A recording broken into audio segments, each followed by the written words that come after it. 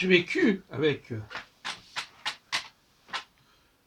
une femme atteinte d'autisme, ou du moins je le pense. Je ne parle pas de ma femme officielle, mais une femme que j'ai connue plus tard, et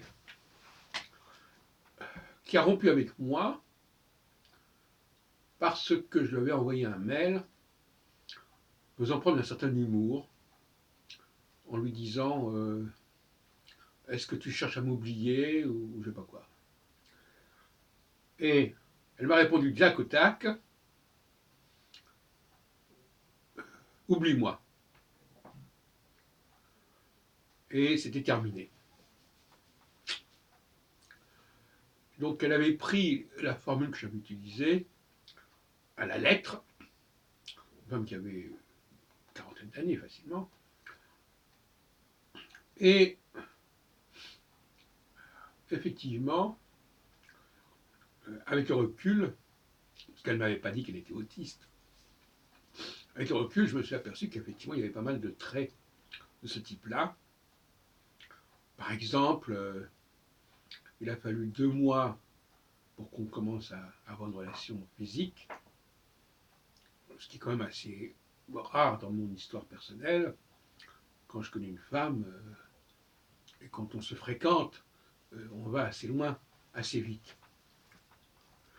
Donc là aussi, c'est ce qu'on appelle chez les autistes une difficulté à capter les signaux et à être informé et nourri par ces signaux.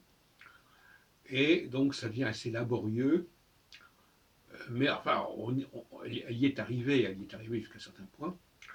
Et nous avons vécu une relation physique pendant plusieurs mois, avant ce fameux mail qui l'a fait complètement déconnecter et disjoncter.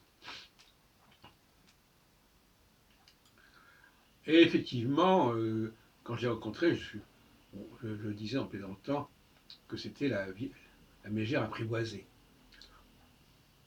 Mais un autre aspect qui est intéressant à remarquer aussi, c'est que quelque part, j'avais l'impression qu'elle ne s'intéressait pas à moi. Qu'elle ne réagissait jamais à mes propos. Et ça m'avait complètement frappé.